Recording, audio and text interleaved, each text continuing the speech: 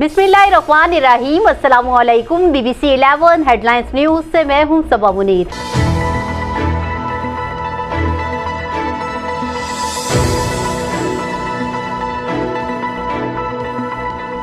नाजरीन, आपको आगाह करे कराची से, जहां हमारे नुमाइंदा खुसूसी जावेद इब्राहिम मंगी के मुताबिक रंगी के इलाके अब्दुल खालिक अल्लाहवाला टाउन में बिल्डर माफिया ने कमिश्नर कराची और सुप्रीम कोर्ट के अहकामात हवा में उड़ा दिए।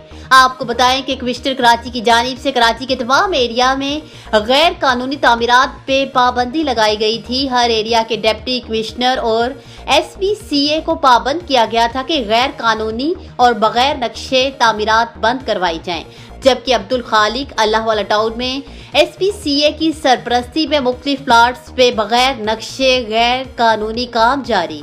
अहले इलाका का कहना है कि SPCA के ऑफिसर क्या इतने ताकतवर हैं जिसकी कोई भी इदारा कार्रवाई नहीं करता।